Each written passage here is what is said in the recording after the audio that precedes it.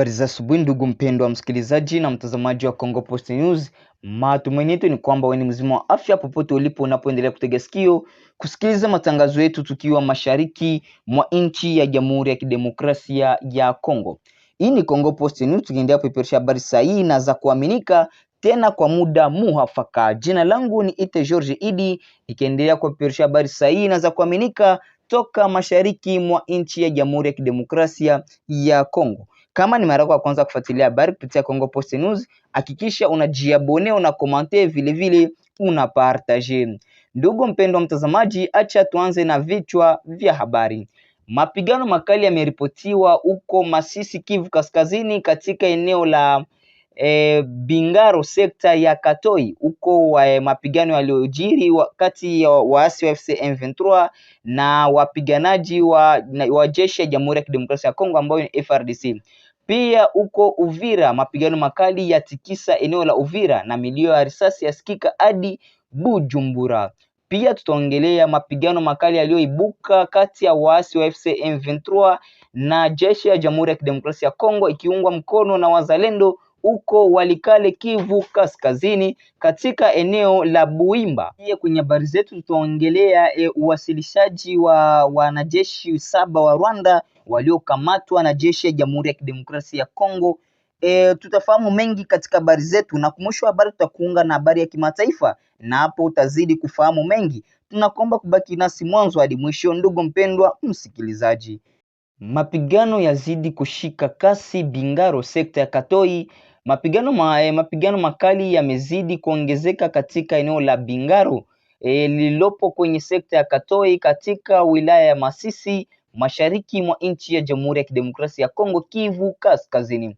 Kwa mujibu wa vyanzo vya ndani, makabiliano hayo yanawakutanisha waasi wa FC M23 na majeshi ya serikali katika nyakati tofauti za siku, yakitumia silaha nzito na nyepesi. Wakazi wa Bingaro na vijiji jirani wameripoti kusikika kwa milio ya risasi nzito na mabomu, hali iliyosababisha hofu kubwa miongoni mwa raia. Kutokana na hali hiyo ya kiusalama, familia nyingi zimelazimika kukimbia makazi yao na kutafuta hifadhi katika maeneo yanayoonekana kuwa salama zaidi, huku shughuli za kawaida na za kijamii na kiuchumi zikisimama. Mashuhuda wanasema mapigano yamelenga kudhibiti maeneo ya kimkakati yanayounganisha Bingaro na vijiji vingine vya Katoi, jambo linaloongeza hatari ya kupanuka kwa mapigano katika eneo la Masisi. Hadi sasa idadi kamili ya majeruhi haijathibitishwa, lakini kuna hofu ya kuwepo kwa vifo na majeruhi miongoni mwa wapiganaji na raia. Viongozi wa jamii wanatoa wito kwa pande zinazohusika kuwalinda raia na kuheshimu sekta ya kibinadamu, huku wakiomba serikali na washirika wa kimataifa kuimarisha juhudi za kurejesha amani. Wakati huo mashirika ya kibinadamu yanaonya juu ya uhaba wa huduma za msingi endapo mapigano yataendelea. Hali ya usalama Bingaro na Katoi inaendelea kufuatiliwa kwa karibu, huku wakazi wakisubiri hatua madhubuti zitakazosaidia kurejesha utulivu na usalama wa kudumu katika eneo la Masisi. Mapigano makali yameripotiwa kuendelea tangu Jumamosi tarehe 3 Januari mwaka wa 2026 katika vijiji kadhaa vya wilaya ya mji wa Uvira, mashariki mwa nchi ya Jamhuri ya Kidemokrasia ya Kongo. Mapigano hayo yanawakutanisha waasi wa FC M23 dhidi ya makundi ya wazalendo yakisaidiwa na jeshi ya Jamhuri ya Kidemokrasia ya Kongo ambayo ni FARDC. Kwa mujibu wa vyanzo vya eneo hilo, maeneo yaliyoathiriwa zaidi ni Kashombe, Lubanda na Musingwe, hususan katika vitongoji vya Katongo na Kigongo. Tangu asubuhi ya jana mapigano bado yanaendelea, huku pande zote zikishambuliana kwa kutumia silaha nzito na nyepesi. Wakazi wa Uvira wanasema hali ya usalama imezorota kwa kasi, jambo linalosababisha taharuki kubwa miongoni mwa raia. Shughuli nyingi za kijamii na kiuchumi zimesimama, huku baadhi ya familia zikilazimika kuyama makazi yao na kutafuta hifadhi katika maeneo yanayoonekana kuwa salama zaidi. Kwa upande mwingine, vyanzo vya usalama vinaeleza kuwa milio ya risasi na mizinga imesikika hadi katika mji wa Bujumbura nchini Burundi, hali inayodhihirisha ukubwa wa ukali wa mapigano hayo karibu na mipaka ya kimataifa. Hadi sasa hakuna taarifa rasmi iliyotolewa kuhusu idadi ya vifo au majeruhi, lakini mashirika ya kiraia yanaonya kuhusu hatari kubwa inayowakabili raia endapo mapigano yataendelea kuenea. Wanatoa wito kwa pande zinazopigana kuheshimu sheria za kimataifa na kibinadamu na kulinda maisha ya watu wanaohusika na mapigano. Mamlaka za serikali pamoja na wadau wa kikanda wanatarajiwa kutoa tamko kuhusu hali ya usalama, huku juhudi za kidiplomasia zikiombwa ili kurejesha utulivu katika eneo hilo lenye migogoro ya muda mrefu. Walikale, mapigano yameibuka tena asubuhi ya Jumamosi hii katika eneo la Buimba, wilaya ya Walikale mkoani Kivu Kaskazini, kati ya waasi wa FC M23 na vikosi vya jeshi ya Jamhuri ya Kidemokrasia ya Kongo ambayo ni FARDC. Kwa mujibu wa vyanzo vya eneo hilo, mapigano yalianza mapema alfajiri kwa sauti nzito za silaha, hali iliyozua taharuki miongoni mwa wakazi. Mashuhuda wanasema kuwa mapigano yalijikita katika maeneo ya vijiji vinavyozunguka Buimba na kusababisha harakati kubwa za raia waliokimbia makazi yao kutafuta hifadhi salama. Shughuli za kijamii na kiuchumi zimesitishwa kwa muda, huku shule na masoko yakifungwa kutokana na hofu ya kuendelea kwa mapigano. Hadi sasa pande zote mbili hazijatoa taarifa rasmi kuhusu hasara za kibinadamu au vifaa. Hata hivyo, mashirika ya kiraia ya eneo hilo yanaonya juu ya hali ya kibinadamu yanayoweza kuzorota endapo mapigano yataendelea, na yanatoa wito kwa wahusika wote kuheshimu ulinzi wa raia na miundombinu ya kiraia. Jeshi la Jamhuri ya Kidemokrasia ya Kongo FARDC limesema linaendelea na operesheni zake za kulinda eneo na kuhakikisha usalama wa wananchi, wakati viongozi wa jamii wanatoa wito kwa mamlaka za kitaifa na washirika wa kikanda kuongeza juhudi za kutafuta suluhu ya kudumu ili kurejesha amani katika Walikale na eneo za jirani.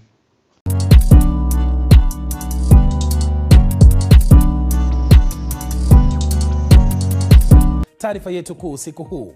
Mzozo unatokota nchini Uganda baada ya polisi kupiga marufuku matumizi yasiyoidhinishwa kisheria ya bendera ya nchi, huku wanasiasa wa upinzani wakisema kuwa kuibeba ni alama muhimu ya utaifa.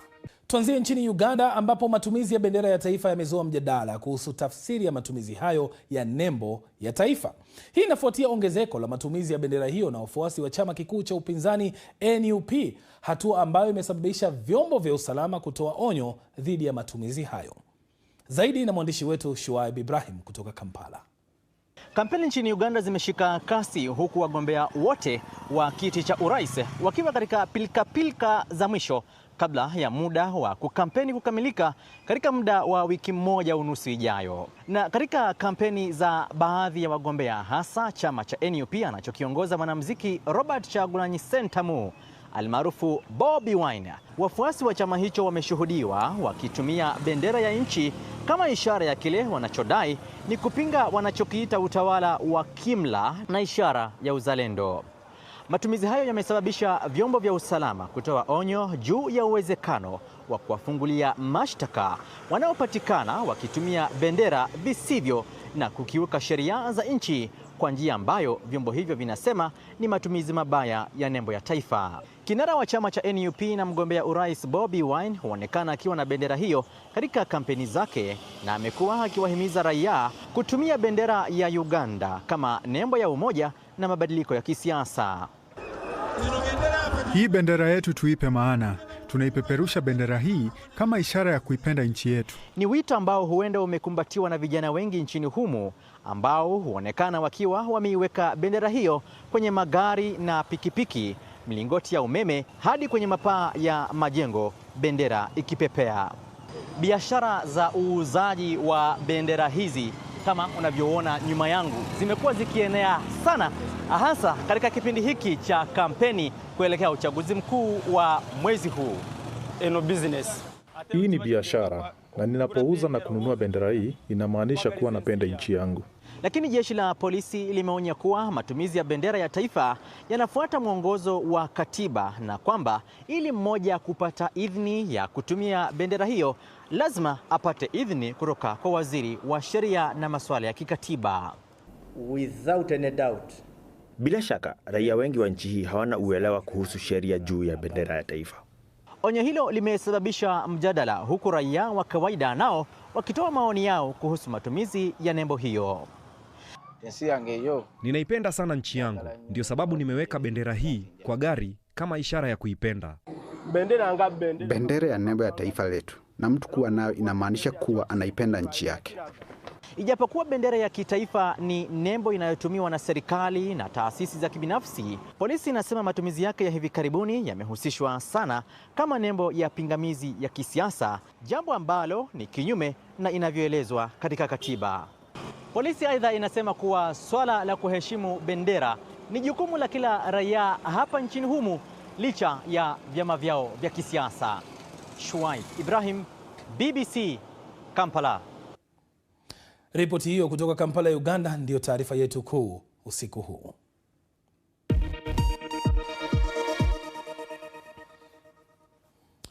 Tugeukie taarifa nyingine sasa. Afisa mkuu wa usalama nchini Iran ameonya dhidi ya mashambulizi kutoka Marekani, akisema kwamba hatua hiyo huenda ikatatiza usalama wa ukanda mzima wa Mashariki ya Kati. Ali Larijani, ambaye ni katibu wa Baraza Kuu la Usalama nchini Iran, alikuwa akimjibu Rais Donald Trump ambaye awali alitoa onyo kwamba huenda akaishambulia Iran endapo serikali ya nchi hiyo haitaacha kuwaua waandamanaji wanaoendeleza kampeni zao kwa amani. Trump amesisitiza kwamba ikiwa hilo litaendelea, basi Marekani itaingilia kati kuokoa raia. Katika taarifa iliyochapishwa kwenye ukurasa wake wa mtandao wa kijamii, Trump amesema kwamba Marekani imejiandaa vyema na iko tayari wakati wowote. Matamshi yake yametolewa baada ya maandamano kufanyika nchini Iran kwa siku ya 6 mfululizo kutokana na kile raia wanasema ni hali ngumu ya kiuchumi. Mamlaka nchini humo zinasema kwamba watu 7 waliuawa katika ghasia zilizotokea siku ya Alhamisi. Tugeukie taarifa nyingine sasa, na tugeukie michuano ya Kombe la Mataifa ya Afrika, ambapo michezo ya hatua ya 16 ya AFCON inaanza kupigwa kesho nchini Morocco. Kwa michezo miwili kuchezwa, wawakilishi wa Afrika Mashariki Taifa Stars ya Tanzania wanaendelea na maandalizi yao kabla ya kuwakabili Morocco katika mchezo wao wa hatua ya mwondoano siku ya Jumapili. Mwanahabari wetu wa spoti Omari Mkambara bado yuko jijini Rabat, Morocco.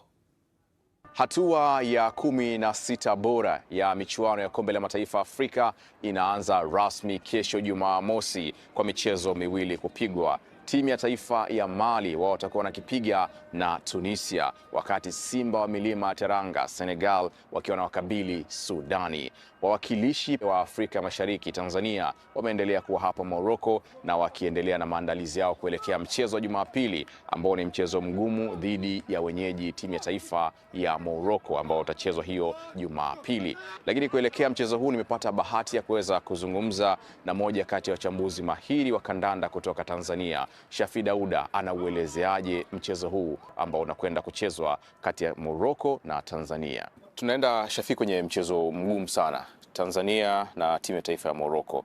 Ukiangalia viwango vya ubora vya mataifa haya ni tofauti. Nafikiri Tanzania ana nafasi ya kuweza kufanya vizuri katika mchezo huo.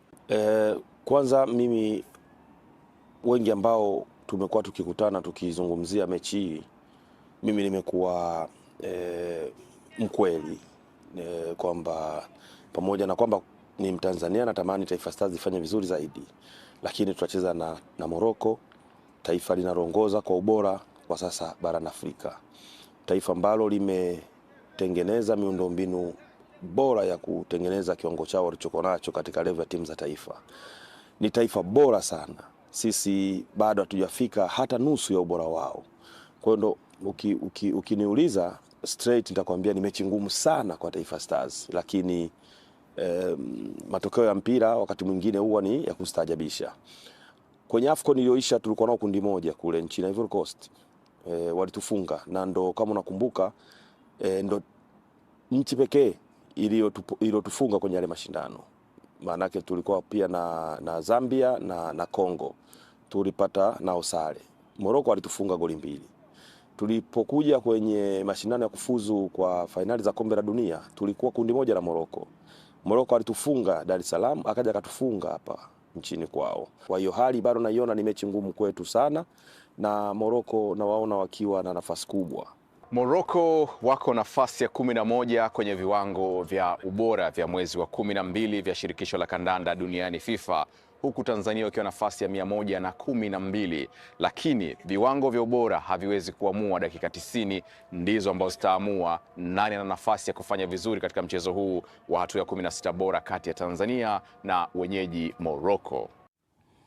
Je, matokeo yatakuwa kama yale ya mechi za awali ambapo Morocco iliishinda Tanzania 1-0, au je, Tanzania wakati huu watabadilisha historia?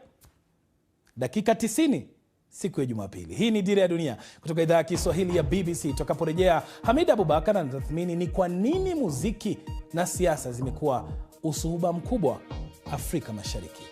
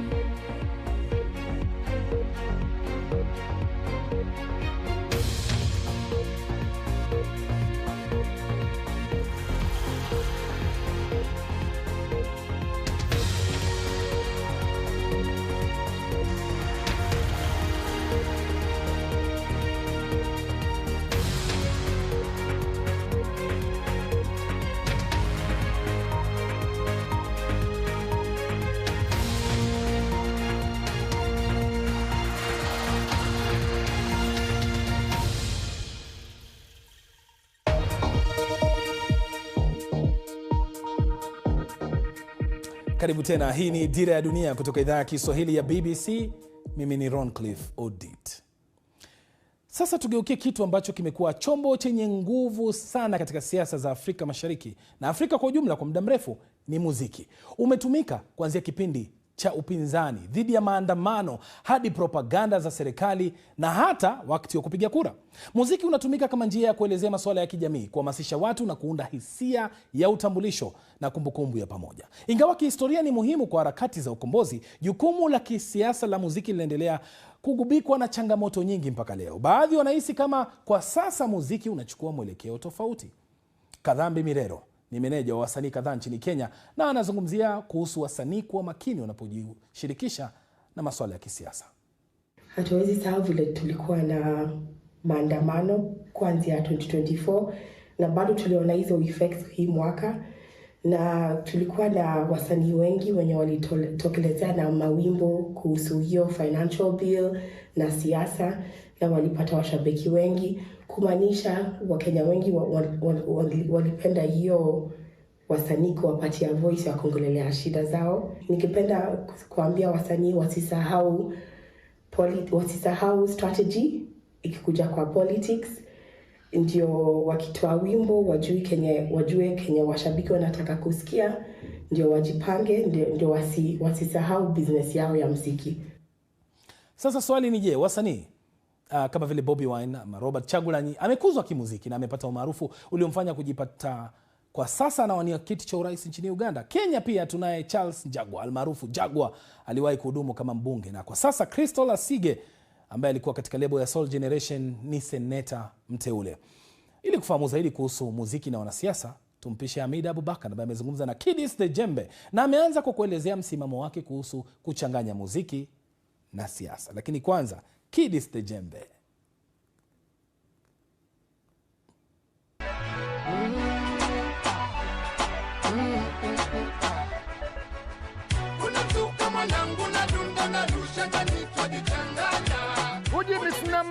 Jimix na masela pari twaichanganya watu kamua leo, kamua leo, kamua leo, kamua leo.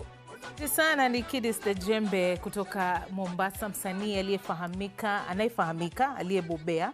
Nyimbo yako ya Kamua Leo ndo kibao ambacho kilikutoa kikakufanya ujulikane sana Kidis. Asante sana kwa kufika hapa. Nashukuru sana. Tukizungumzia masuala ya wasanii na siasa, manake tumeona baadhi ya wasanii wamekuwa katika nyanja tofauti tofauti, wengine wakipanda mpaka kuwania urais, tukiangalia kama vile Bobi Wine na wasanii wengine hasa hapa kutoka nchini Kenya, mambo ambayo wakati mwingine yanakuwa ya sawa na wakati mwingine hayamfevi sana yule msanii.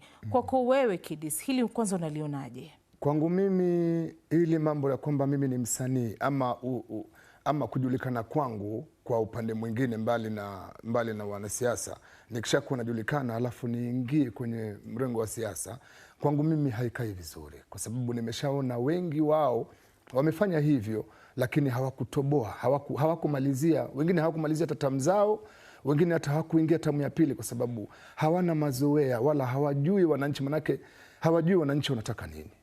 Yeye ameimba, anaburudisha, shabiki anangoja umburudishe. Leo uhame ghafla urukie upande wa wanasiasa, uwe mwanasiasa alafu uende tena mtaani ukamwambia yule shabiki yako kwamba nitafanya hivi. Wengine hawawezi hata kuongea, ile communication skills wengine hawana. Walishindwa, wachache sana ambao wamebaki.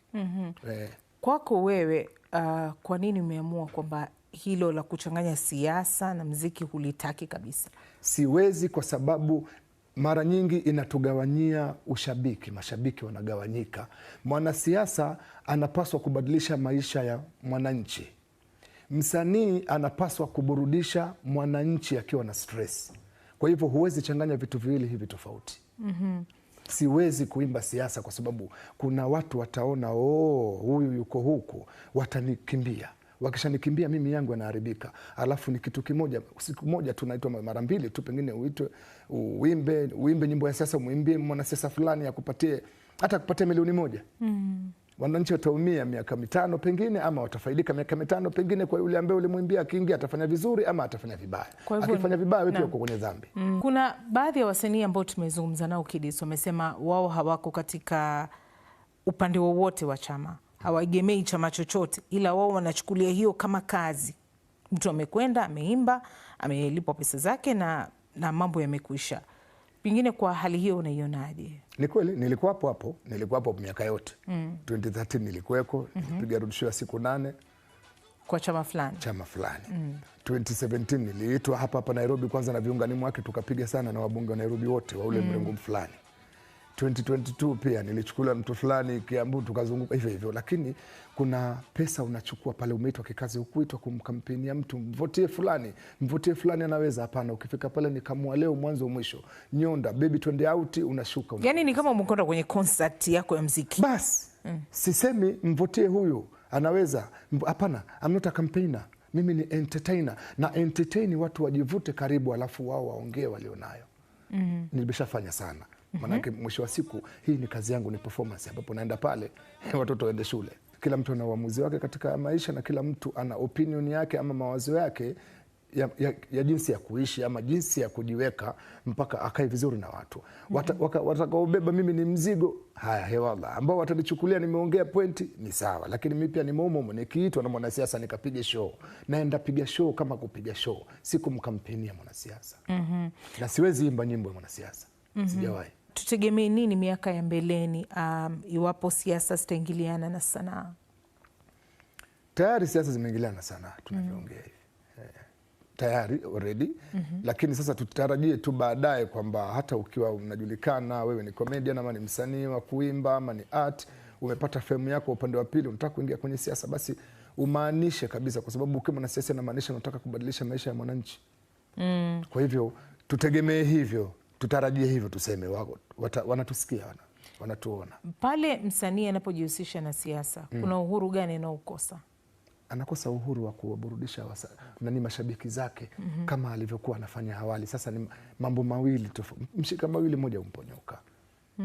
Huwezi nusu hapa, haiwezekani. Mimi nafikiri haiwezi kabisa. Ni ngumu. Ni ngumu. Ukishika siasa ni siasa, utabaki tu kwa watu na kukumbukaga wewe ulikuwa unaimba. Huwezi kuwa mwanasiasa alafu tena uende ukaimbe.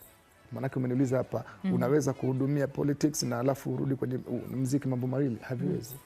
Ni vizuri kutumia huu famous wako uingie kwenye siasa, lakini ni ujue unachokwenda kufanya kule, sio usanii. Usanii unautupa huko. Maana usanii ni ubunifu. Usiende kuwabunia wananchi. Wananchi wanachokitaka wewe hakikisha unarekebisha, inakuwa sawa. Kwa hivyo unasema tukichanganya mambo mawili, ni mambo mawili tofauti, hayawezi hayawezi bwana. Atakayepinga nani anitafute, hamna. Haiwezekani. Matukio haya yote Kidis tunayoyaona, tunayoyazungumzia, yamekufunza nini kama msanii? Matukio haya yote tunayaona ambayo kitu ambacho amenifunza mimi kama msanii ni kwamba najifunza mara nyingi sana, najifunza sana kuiheshimu kesho. Dadangu yamenifunza kwamba unaweza ingia mahali kama yaliyotokea wenzetu mahali fulani kule, wamefanya na wanasiasa, alafu sasa kukatokea shida fulani ikawa hivi, wakaumia. Hivi tunavyoongea wanaumia. Kwa hivyo imenifundisha kwamba siwezi kubali kukaa karibu na mwanasiasa. Mimi kama Kidis siwezi kubali kukaa karibu na siasa. Ndugu zangu walijaribu kule, wengine hata tumewazika maskini marehemu, walijaribu lakini haikuwezekana. Ma-DJ walikuja Mombasa wakajaribu. Kakaangu Kanibali alikuja akajaribu pale Mtopanga, haiwezekani kwa sababu ya usanii huo. Kwa hivyo mimi siwezi, ama niseme nimejifunza tu kwamba nibaki kwenye muziki, niburudishe watu, mtu hivyo tu basi itatosha. Haina haja ya kuingia kwa sababu bado ni kazi hii. Kuna watu wanaendelea maisha yao vizuri na muziki. Umezungumzia vizuri kuhusu zile athari, maana tumeona katika nchi jirani mambo yalivyoharibika. Kuna baadhi ya wasanii ambao walipata hasara kubwa kwa sababu mashabiki zao waliweza kuwafananisha na vyama fulani, unaona. Kwa hivyo athari za masuala kama haya yanakuja vipi? Athari za masuala kama haya yanakuja kama yalivyotokea pale, kwamba kumetokea shida, alafu wewe kioo cha jamii, ambapo wale jamii wanakuangalia wewe kama kioo. Unashindwa kukaa mbele ya umma na kusema 1, 2, 3 kilichofanyika jamani hivi. Unakaa unanyamaza kwa kuogopa. Watu wamejisacrifice miaka hiyo ya miaka 60 na sasa hivi tuko free, tutembea vizuri Nairobi. Wajifunze kujisacrifice. Hizo ndio athari sasa. Wajifunze kujisacrifice. Chochote kitakachotokea mimi nafanao hawa ndio watu wangu, hawa ndio stream live wana stream muziki, hawa ndio watu milioni, zaidi ya milioni 10. Kumetokea balaa eneo langu, nitaongea kama msanii. Kwa sababu sina usanii ndio utanifanya niongee na watanisikiliza kama msanii. Jamani, 1, 2, 3 poleni, Mungu atupe nguvu, 1, 2, 3 hivyo imetosha. Lakini sasa athari, kila mtu kaogopa, matokeo wanaumia. Woyoyo genje kita woyoyo hivi. Kwa nini wewe hupenda kuniumiza kichwa? Hivi kwa nini simu zangu wewe hupendi shika? Mara voice note mteja hapatikani, au ndo nishaweka roho yangu rehani? Napiga haishikwi, napiga inakata, napiga haishikwi, napiga inakata. Minaona wazi kuna kamchezo minachezewa, ukinichiti mina tituwe sawa. Kama noni nowe una nini mimi niko sawa.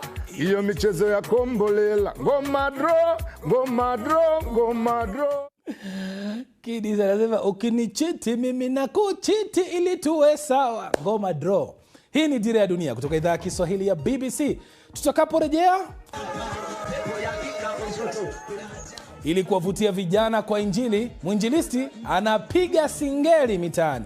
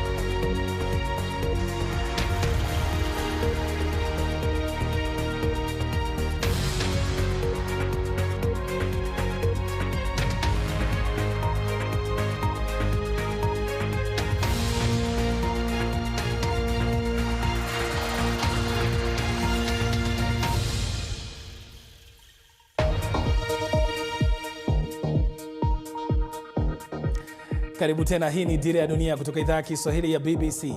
Mimi ni Roncliffe Odit. Sasa muziki wa singeli ni moja kati ya muziki unaopendwa zaidi na vijana Tanzania na hata nje ya mipaka ya nchi hiyo. Licha ya umaarufu wake mkubwa, muziki huo umekumbwa na kasumba ya kuhusishwa na uhuni. Sasa mwinjilisti mmoja nchini Tanzania, Evod Mason, anatumia singeli kufikisha neno la Mungu kwa vijana katika mitaa mbalimbali jijini Dar es Salaam, hususan wale wasiokwenda kwa nyumba za ibada. Bosha Nyanje alikuwa huko mitaani akakutana naye. Katika ule ubaya ambao watu wanauona, wanausemea muziki labda wa singeli na vitu vingine, wanaviona ni vibaya, kwamba kuna uwezekano na kitu kibaya kukigeuza kuwa kizuri. Jina langu naitwa mwinjilisti Evod Mason. Kitu kikubwa kilichonivuta ni kuangalia, kwanza niliangalia wingi kubwa la vijana ambao wako mtaani, ambao wana mazingira tofauti, wana mtazamo tofauti kuhusiana na kanisa na kuhusiana na Mungu. Kwa hiyo watu wengi wamejichanganya vijana katika mambo ya kidunia na mambo kama hayo, wakiona kama kuna ugumu fulani kumfikia Mungu. Sasa mimi ikaja wazo la kutumia njia ya uimbaji wa singeli, midundiko mahasi kama wao, kwa ajili ya kuwapata. Kwa hiyo kwa sababu ni muziki pendwa, sasa nafanya kila jitihada na kila namna kuwaonyesha kwamba katika ule ubaya ambao watu wanauona, wanausemea muziki labda wa singeli na vitu vingine, wanaviona ni vibaya, kwamba kuna uwezekano na kitu kibaya kukigeuza kuwa kizuri. Baadhi ya watu ambao hawatoki kanisani na ambao wanafahamu, changamoto inakuwa ni kubwa kwa sababu ni kitu kipya na ni kitu ambacho kinaonekana kama kwa Ukristo ni najisi. Kwa hiyo changamoto inakuja, wanasema kwamba unaleta moto wa kigeni kwenye madhabahu. Unaona? Kwa hiyo au unaleta udunia kanisani. Kanisa itakubidi ukae sehemu moja, uchunge kondoo wako mahali pamoja. Ila mimi sasa na kondoo ambao wametawanyika, wako sehemu tofauti, kwa hiyo itanibidi niende ili niwapeleke kwenye malisho. Kwa hiyo sina konde moja ambao watu wanakuja kula, nina makonde mengi ambayo yana malisho, ambayo natakiwa niwafuate kondoo niwapeleke kwenye yale makonde. Kwa hiyo wito wangu kwa baadaye, labda Mungu akitaka, kwa sababu Bwana ya Mungu ni mengi, Kama Mungu akitaka akinita kwenye calling ya uchungaji na uweze nikawa. Ila sasa hivi ni mchungaji wa watu wasioenda ibadani na watu wasioenda kanisani.